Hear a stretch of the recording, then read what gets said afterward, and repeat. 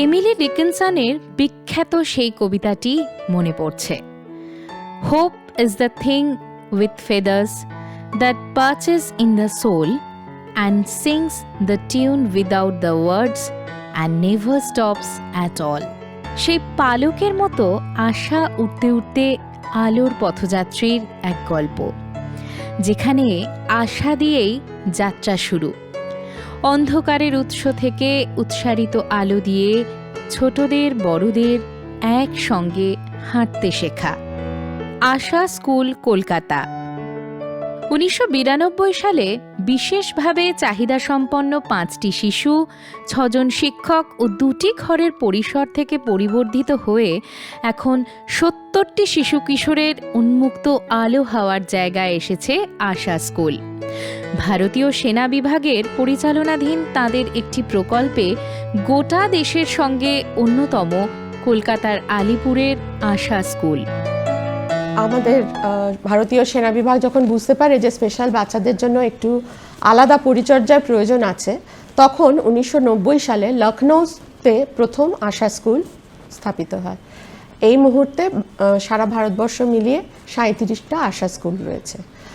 আর আমাদের এই স্কুলটা অ্যাকচুয়ালি হচ্ছে আর্মি ওয়াইফস ওয়েলফেয়ার অ্যাসোসিয়েশন, এটা একটা এনজিও। এই এনজিওর একটা প্রকল্প হচ্ছে আশা স্কুল, যেটা রক্ষণাবেক্ষণ করে ভারতীয় আর্মি। আমাদের আশা স্কুলটা প্রথমে কমান্ড হসপিটালের আন্ডারে ছিল, যেটা কিন্তু এখন অর্ডিন্যান্স ডিপো দেখাশোনা করে, কারণ সবসময় কোনো না কোনো একটা আর্মির একটা কোনো না কোনো ইউনিটের আন্ডারে আশা স্কুল থাকে। প্রায় 50% সিভিলিয়ান আমাদের স্কুলে, যেটা মানে কর্তৃপক্ষ বুঝতে পেরেছিলেন যে শুধু এই যে সুবিধাগুলো, এই যে সাংঘাতিক ভালো একটা ফ্যাসিলিটি ওনারা বাচ্চাদের দিতে পারছেন, সেটা শুধু আর্মির বাচ্চাদের মধ্যে সীমাবদ্ধ না রেখে স্থানীয় বাচ্চাদের মধ্যেও এই জিনিসটাকে ছড়িয়ে দেওয়ার প্রয়োজনীয়তাটা ওনারা অনুভব করেছিলেন। সেই জন্য এখানে সব স্কুলে যে 50% থাকে তা কিন্তু নয়, তবে কলকাতা আশা স্কুলে 50% সিভিলিয়ান, 50% আর্মি। ঘর থেকে ঘরে, ক্লাস থেকে ক্লাসে যেন আলোর ফুলঝুরি। খোলা জানলা, তার ভেতর অন্য রকম পড়াশোনার ক্লাস, ছবি আঁকার ক্লাস। ওরা নিবিড়ভাবে লিখে চলেছে খাতায়, কখনো হেসে উঠছে, কখনো বুঝতে পারছে না কিছুই। এখানেই পথযাত্রী বড়রা। এই ছেলেটার বলার ছিল দুষ্টু ছেলে। এটা কি? ये क्या है? एक पंछी क्या किया? देखो तो, एक पत्ता तोड़कर फिर पानी में डाल दिया। ছোটদের সাথে গল্প করে ওদের হাতে হাত ধরে তারা জানেন তাদের কাজটা করে যেতেই হবে। ক্লাসে, খেলার মাঠে, সঙ্গীতে কিংবা নাচের তালে। অ্যাকচুয়ালি আমার কাজটা হলো এখানে বাচ্চা নিয়ম মতো যে সমস্ত নিয়ম মানার পরে বাচ্চার অ্যাডমিশন হয়, অ্যাডমিশন হওয়ার পরে আমরা বাচ্চাকে ক্লাসে দিই। ক্লাসে যাওয়ার পরে কয়েকদিন ক্লাস টিচার বাচ্চাকে অবজার্ভ করে। তারপরে আমাদের স্কুলে একটা ইন্টারডিসিপ্লিনারি টিম আছে, যেই টিমে physiotherapist, occupational therapist, speech therapist, psychologist এবং স্পেশাল এডুকেটার যারা আছেন, তারা সবাই মিলে পেরেন্টসকে একটা ডেট দেন এবং বাচ্চার অ্যাসেসমেন্ট করেন। এই টিমটার মধ্যে স্পেশাল এডুকেটার, সাইকোলজিস্ট মাস্ট। থেরাপিস্টরা রিকোয়ারমেন্ট অনুযায়ী থেরাপিস্টরা থাকে, যে থেরাপিস্টের প্রয়োজন হবে উনি থাকেন। থেকে বাচ্চাদের একটা কমপ্লিট অ্যাসেসমেন্ট করে টিচার একটা অ্যাসেসমেন্ট রিপোর্ট তৈরি করেন, যেটার মাধ্যমে বাচ্চাদের একটা সিলেবাস তৈরি হয়, কারিকুলাম তৈরি হয়। যে কারিকুলামটা আমরা এফএসিপি একটা স্কেল ইউজ করি, এফএসিপির মাধ্যমে বাচ্চাদের কারিকুলাম তৈরি করি এবং সেটা ক্লাসে স্পেশাল এডুকেটার ফলো করে। আমাদের এখানে বিভিন্ন এজের ক্লাস আছে, যেমন pre primary, primary, secondary, pre vocational এবং ভোকেশনাল। প্রি প্রাইমারি হচ্ছে 5 থেকে 8 বছর, আর 8+2 প্রাইমারি, 10+ থেকে 13+ হচ্ছে সেকেন্ডারি এবং 14+ থেকে প্রি ভোকেশনাল। তারপরে 18+ থেকে আমরা ভোকেশনালে বাচ্চাদেরকে দিই, ওটা হলো 18 to 23 ইয়ার্স। এছাড়াও আমাদের আরেকটা ক্লাস আছে রেমেডিয়াল ক্লাস, সেখানে এই সব ক্লাসগুলোতে তো এজ ওয়াইজ বাচ্চারা থাকে, সেখানে তো বাচ্চাদের এবিলিটি অনুযায়ী আমরা বাচ্চাকে দিই না, ক্লাস এজ ওয়াইজ দিই। ফলে আমাদের একটা রেমেডিয়াল ক্লাস আছে, যেখানে আমাদের আশা স্কুলে যে টোটাল বাচ্চার মধ্যে যারা প্রপার একাডেমিক লেভেলে যেতে পারে আমরা সেই ক্লাসে দিই। সেই ক্লাসে কোনো এজ বার নেই, বাচ্চাদের একাডেমিক লেভেলটা দেখিয়ে দিই। সেখান থেকে আমাদের বাচ্চারা ওবি ফলো করে এবং যে সমস্ত বাচ্চারা এখানকার মানে বাচ্চাদের যে সমস্ত প্রবলেম কাটিয়ে ইনক্লুশন নর্মাল স্কুলে যেতে পারে আমরা তাদেরকে নর্মাল স্কুলে রেফার করি।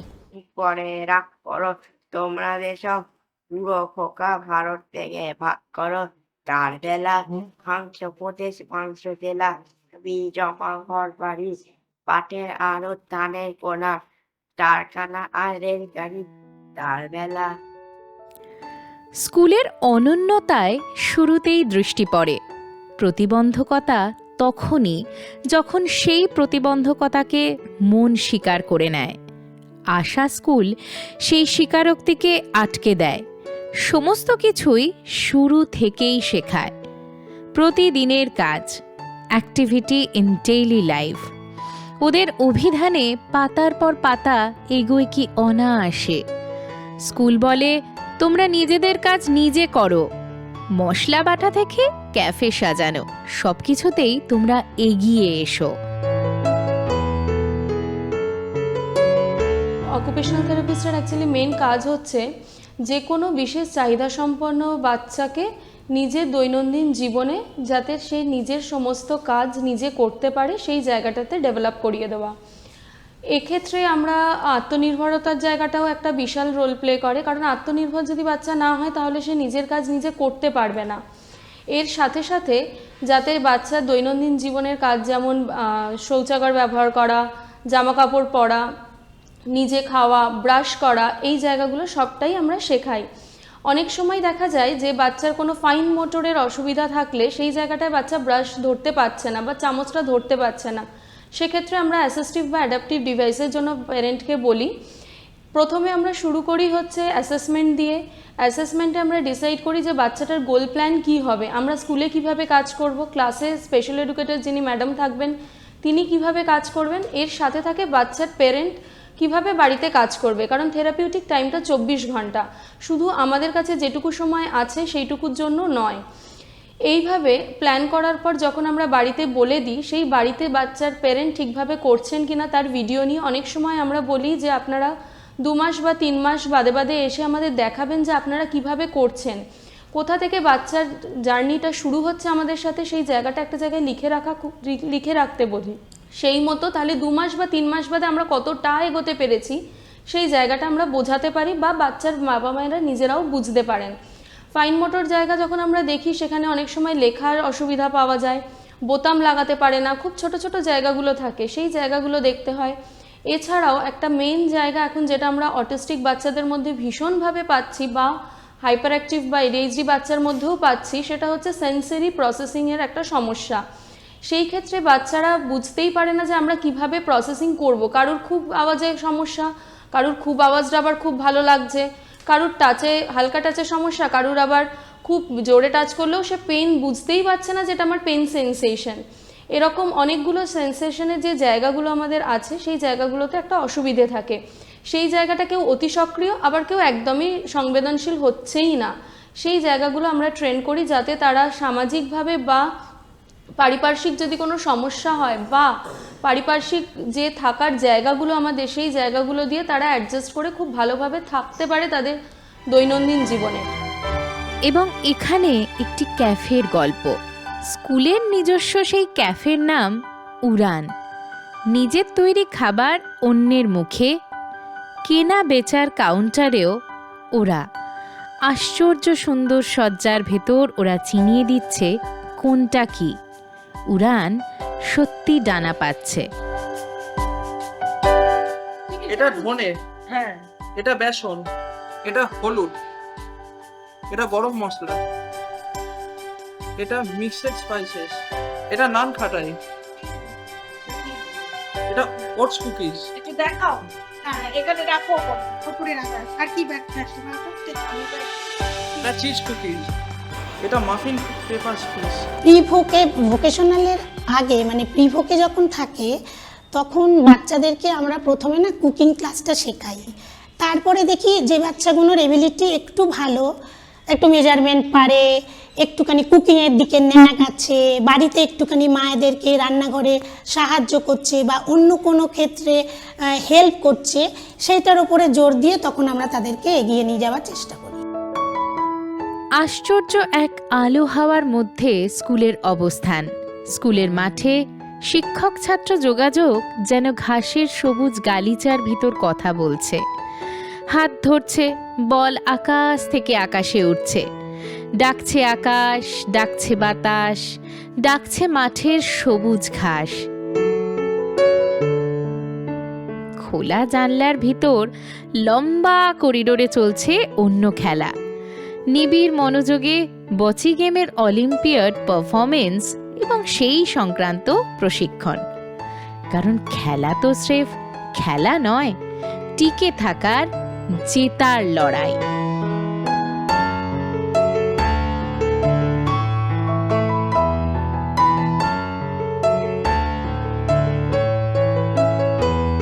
যোগাভ্যাসের সনাতন পন্থাকে মনে রাখা হচ্ছে।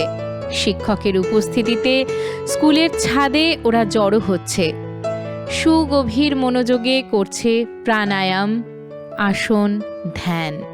মনের ভেতরেই তৈরি হচ্ছে সুস্থতার চাবিকাঠি।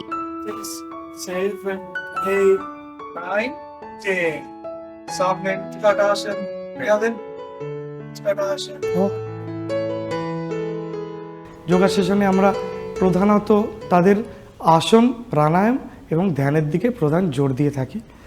আসনগুলো তাদের করানো হয় তাদের তাহলে বডি সেন্স তৈরি হওয়ার জন্য, এবং তারা বুঝতে পারে যে তার কোনটা কোন পার্ট ওই আসনের সঙ্গে তারা সেই আসনে বসার সময় স্প্যান বাড়তে বাড়তে, যেসব বাচ্চা হাইপার অ্যাক্টিভ আস্তে আস্তে বসার স্প্যানটা বাড়তে থাকে। সঙ্গে প্রাণায়াম করানোর ফলে আমাদের বাচ্চাদের অনেকেরই রেসপিরেটরি ডিসঅর্ডার আছে, সবসময় ঠান্ডা লেগে যায়, সেইটা অনেকাংশে ঠিক হয়। এবং গাইডেড মেডিটেশন তাদের করানো হয় যাতে তারা ধীরে ধীরে আস্তে আস্তে, যেসব বাচ্চা হাইপার অ্যাক্টিভ তারা আস্তে আস্তে শান্ত হতে শুরু করে, এবং গাইডেড শবাসন করানো হয় যাতে তারা ধীরে ধীরে আস্তে আস্তে শান্ত হয়। সেই খেলা কখনো মাঠের ঘাস থেকে বাধ্য হয়েই চলে যেতে হয় ঘরের ভেতর। কৃত্রিম আলোয়, কৃত্রিম শব্দে, কৃত্রিম বলের সঙ্গে পায়ের যোগাযোগ। ওরা অন্য এক খেলার নেশায় মাতে।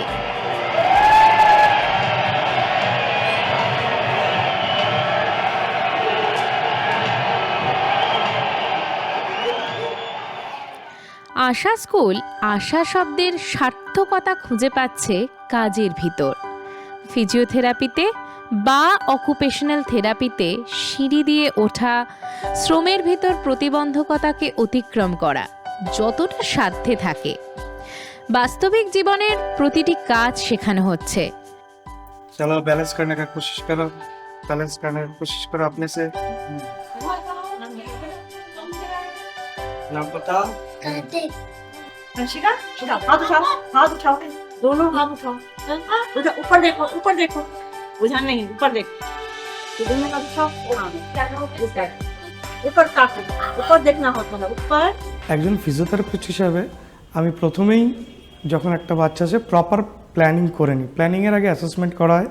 অ্যাসেসমেন্টে যেটা দেখা হয় যে সেই বাচ্চা কোন লেভেলে আছে, কেন প্রত্যেক বাচ্চা জন্ম থেকে একটা প্রত্যেক ধাপে ধাপে পার হয়ে তবেই বড় হয়। যেমন একটা বাচ্চা প্রথমে মাথা তুলতে শেখে উপর হয়ে, তারপর হাতের উপর উঠতে শেখে, তারপর বসতে শেখে সাপোর্ট দিয়ে, তারপর বিনা সাপোর্টে বসে, তারপর ধীরে ধীরে তারা দাঁড়ায় এবং হাঁটে বা দৌড়ে। দেখা হয় যে সেই বাচ্চা বড় হয়তো হয়েছে বয়সে, কিন্তু সেই লেভেলগুলো পার করেনি। সে কোন লেভেলে আছে এবং তার বাকি আর কি সমস্যা, হাঁটতে পারে না কি চলতে পারে না, সেই দেখে প্ল্যানিং করা হয়। যে এক্সারসাইজ তাদের দরকার, অ্যাক্টিভিটি তাদের দরকার, এখানে করানোর পাশাপাশি তাদের বলে দেওয়া হয়, বাড়িতে বাবা মাকে এক্সপ্লেন করা হয়। তারপরে আমরা শেখাই যে সে কি অ্যাক্টিভিটি কেমনভাবে করবে, দাঁড়াবে কেমনভাবে, হাঁটবে কেমনভাবে, সিঁড়ি চড়বে কেমনভাবে, এর সঙ্গে সঙ্গে আমরা কোনো বাচ্চার অর্থোসিসের প্রয়োজন হয়, যার হয়তো পাটা একটু ঠিকঠাক পড়ে না, হাতটা সোজা হয় না, তার জন্য বিভিন্ন অর্থোসিস আমরা রেকমেন্ড করি। পিঙ্ক বল অ্যাকচুয়ালি ওর জাম্পিংটাই নেই, এই ট্রাম্পোলিনটা সেটা ওকে প্রেসার ক্রিয়েট করছে নিচের দিক থেকে, প্লাস হাইপার অ্যাক্টিভ থেকে হাইপার অ্যাক্টিভ করছে। তোমার নাম? হিয়া স্যার। হ্যাঁ, বাবার নাম? না স্যার স্যার। না, বলো। নিজাম? না নিজাম? না নি নি জাম বা উ ও দিন। দিন। হ্যাঁ। শারীরিক দক্ষতার সঙ্গে কথা বলা, কথা শোনার মধ্যে যোগাযোগ স্থাপন করা, এবং এখানেই স্পিচ থেরাপির নিরলস সাধনা চলছে। আমাদের এখানে ডক্টর স্পিচ আছে, এটা একটা অ্যাপ। সেই অ্যাপের মাধ্যমে অটিস্টিক বাচ্চা, সিপি বাচ্চা, নন ভার্বাল বাচ্চা, তাদের আমরা এখানে থেরাপি দিয়ে থাকি। এই ডক্টর স্পিচের সাথে সাথে আমরা এএসসি, এখানে জেলো অ্যাপ এবং আওয়াজ অ্যাপের মাধ্যমেও আমরা বাচ্চাদের সাথে কাজ করে থাকি। এবং বাচ্চারা আর্লি ইন্টারভেনশন হয় আমাদের, যখন এখানে প্রথম বাচ্চা আসে তাদের একটা অ্যাসেসমেন্ট হয়। সেই অ্যাসেসমেন্ট টিমে special educator, physiotherapist, occupational therapist, speech therapist এবং সাইকোলজিস্ট সবাই থাকে। সেই একটা টিম হিসাবে কাজ করা হয়। তারপর আমাদের এখানে বাচ্চাদের স্পিচ থেরাপি শুরু হয় এবং আমার এখানে অনেক বাচ্চাই আছে যারা আর্লি স্টেজে আসে এবং অনেক খুব ভালো তাদের স্পিচ ডেভেলপমেন্ট হয় এবং বোঝাই যায় না যে তাদের কখনো স্পিচের কোনো প্রবলেম ছিল। এটা কি? এটা কি? হ্যাঁ, এটা টেলিফোন। Telephone, very good. মনের সঙ্গে শরীরের অনিচ্ছেদ যোগাযোগ চলে। বিশেষ চাহিদা তো আসে মন থেকেই, তাই শরীরের প্রতিবন্ধকতার সেই উৎস অর্থাৎ মনের চিকিৎসা যে কোনো সমস্যায় পাশে দাঁড়ানো সমান্তরালে চলতে থাকে।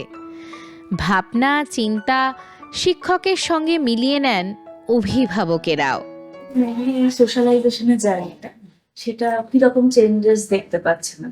হ্যাঁ, আগে থেকে অনেক চেঞ্জ হয়েছে, অনেক ডেভেলপ হয়েছে এই স্কুলে দেওয়ার পর থেকেই। এখানে প্রধানত যে বাচ্চারা বিশেষভাবে সক্ষম সেই বাচ্চাদের নিয়েই আমরা কাজ করি। আমাদের একটা মাল্টি ডিসিপ্লিনারি টিম আছে, যেটাকে আমরা ইন্টার ডিসিপ্লিনারি অ্যাসেসমেন্ট বলি। সেখানে আমরা সবাই মিলে কাজ করি। তাই এখানে আমার প্রধান কাজ হচ্ছে পেরেন্টাল কাউন্সেলিং।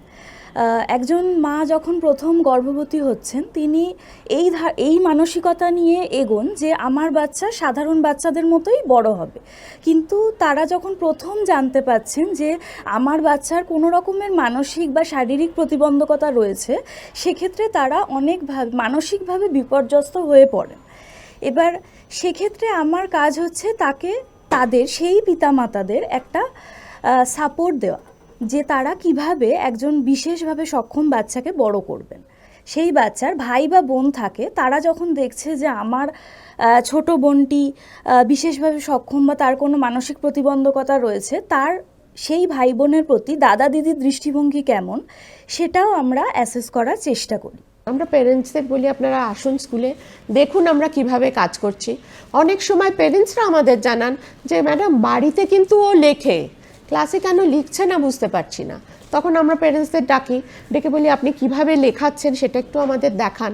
হয়তো মানে এই যে একটা আদান প্রদান সারাক্ষণ চলতে থাকে, কারণ আমরা এটা খুব ভালো করে জানি আমাদের কাছে 4 ঘন্টা থাকে বাচ্চা, বাকি 20 ঘন্টা সে থাকে বাবা মার কাছে। আমরা যেটা শেখাচ্ছি বাচ্চাকে সেটার প্রয়োগ কিন্তু বাড়িতে, আমাদের কাছে নয়। সুতরাং অথবা আরও একটা জিনিস সেটা হচ্ছে যে মানে পেরেন্টসদের শেখানোর স্কোপ অনেক বেশি, অনেক জিনিস শুধু পেরেন্টসরাই শেখাতে পারেন, আমরা পারি না। ছবির সঙ্গে রঙের সঙ্গে মনের যোগের কথা নতুন করে বলার অপেক্ষা রাখে না। যেখানে সাধারণ গতানুগতিক পড়াশোনা ততটা সাফল্য দেয় না, সেখানেই কথা বলে ছবি, রং। আশা স্কুলে একাধিক প্রিন্টিং, ল্যামিনেশন শিখিয়ে প্রায়োগিক দিকটি দেখা হচ্ছে সুচিন্তিতভাবে। আর্ট অ্যান্ড ক্রাফট এমন একটা সাবজেক্ট যেটা শিখলে বাচ্চারা ভবিষ্যতে গিয়ে অন্তত কিছু করতে পারে।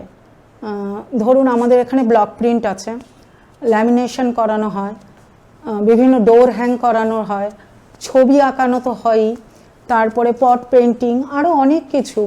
তো ব্লক প্রিন্ট আপনারা জানেন, যেটা শিখলে কাপড়ে, টেবিল ক্লথে, ওড়নাতে বিভিন্ন কাজ যদি করতে পারে, পরবর্তীকালে গিয়ে সেটা ওরা একটা সেলিং জায়গায় চলে যায়, যেটা আশা স্কুল থেকে আমরা করেছি, যে এখানে আমাদের প্রোডাকশন হওয়ার পরে আমরা ক্যাফেতে নিয়ে গিয়ে সেটা ডিসপ্লে করছি, ওখান থেকে সেল হয়ে যাচ্ছে। তো এরকম প্রত্যেকটা কাজের পেছনেই একটা অভিসন্ধি থাকে, যার ফলে ওই কাজটা আরেকজন যখন কিনছে, অন্য আরেকটা স্কুলও সেটা দেখে খানিকটা শিক্ষা অর্জন করতে পারছে যে এই বাচ্চাদের এইভাবে এগিয়ে নিয়ে যাওয়া যেতে পারে। আমাদের এগুলো পুরো সেল হয়। আমাদের বছরে একটা বিশাল বড় ফোর্ট উইলিয়ামে দিওয়ালি মেলা হয়, সেখানে সারা বছরের জিনিস বিক্রি হয়। প্লাস আমাদের এই ডিসেম্বর মাসে কার্নিভাল হয়, সেখানেও আমাদের সমস্ত জিনিস বিক্রি করা হয়, বাচ্চাদের যত জিনিস আছে। আমি আঁকার শিক্ষক, আমি বাচ্চাদের আঁকা শেখাই, ছোট ছোট বাচ্চাদের আঁকা শেখাই, খুব খুশি হয়ে আমি আঁকা শেখাই। 26 বছর আমি 26 বছর ধরে আঁকা শিখেছি ছোট ছোট গ্রুপে। এখন সেই বাচ্চারা বড় হয়ে গেছে, স্কুলের সাথে আমিও বড় হয়ে গেছি। লুইস ক্যারলের অ্যালিস ইন ওয়ান্ডারল্যান্ড মনে পড়ছে। স্বপ্নের টানেলের ভেতর দিয়ে পড়তে পড়তে অ্যালিসের সঙ্গে দেখা হয়েছিল একটা সাদা খরগোশের। আশা স্কুলের স্বপ্নের টানেল নেই, তবে পেট ট্রেনিংয়ে ওদের সাথে কথা হয় সাদা খরগোশের। ইকুইন ট্রেনিংয়ে চলে আসে ঘোড়ারা। পেট থেরাপিও করাই বাচ্চাদের। পেট থেরাপির ক্ষেত্রে আমরা খরগোশ ইউজ করে থাকি এবং ঘোড়ার ইউজ করে থাকি। আমাদের ফোর্ট উইলিয়ামে নিয়ে গিয়ে ঘোড়ার এই পেট থেরাপিটা করা হয়। এছাড়া ঘোড়ার সাহায্যে আমরা ইকুইন থেরাপিও করাই, যাতে করে আমরা ফিজিওথেরাপি রুমে যেমন ভেস্টিবুলার এক্সারসাইজ, ব্যালেন্স ট্রেনিং করাতে পারি, ঘোড়াতে বসিয়েও আমরা সেই ভেস্টিবুলার এক্সারসাইজ এবং ব্যালেন্স ট্রেনিংটা করাই, যাতে করে তারা আনন্দও পেল, থেরাপিটাও হয়ে গেল। আমাদের এখানে যতজন টিচার আছেন তারা সকলেই ট্রেন্ড টিচার, এবং তারা এই কাজটাতে খুব প্যাশনেটলি করেন কাজটা, এবং খুব আনন্দের সঙ্গে করেন। আশা এভাবেই বৃহত্তর আশার দিকে এগোচ্ছে। আলো হাওয়া নিয়েই উঠছে উজ্জ্বল এক ঝাঁক পায়রা সূর্যের উজ্জ্বল রৌদ্রে।